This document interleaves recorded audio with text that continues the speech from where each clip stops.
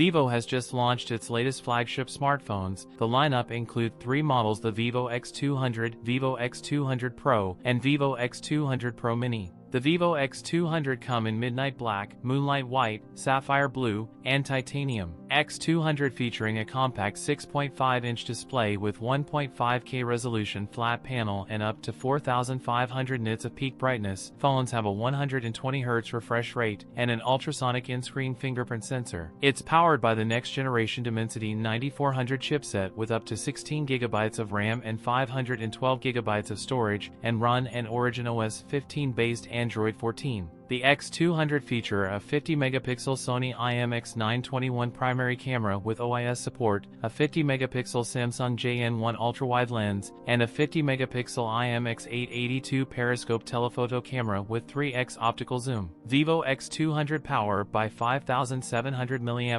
battery with 90W fast charging support. The X200 starting at 4,300 Chinese yuan for a 12/256GB unit. That's it for today's video. If you enjoyed it, don't forget to like, comment, and subscribe for more content. Thanks for watching, and I'll see you in the next one.